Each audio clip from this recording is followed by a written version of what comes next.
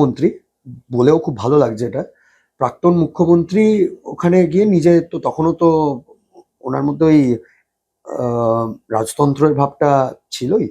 তো উনি ভেবেছিলেন যে উনি ওখানে সারাক্ষণ বসে থাকবেন।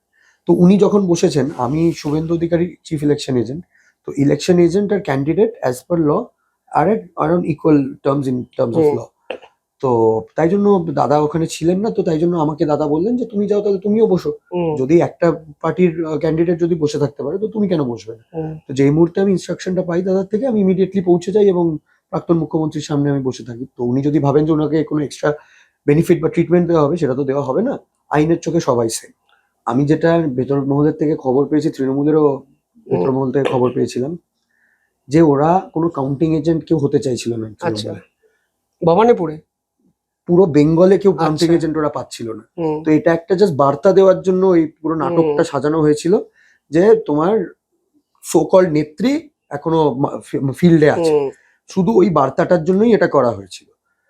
কারণ স্ট্রং রুম যেরকম ভাবে সিকিউরিটি দিয়েছিল এবং যেভাবে সক্রিয়ভাবে ইলেকশন কমিশন এবারে কাজ করেছে, কারোর ক্ষমতা ছিল না ভেতরে ঢুকে কিছু করবার।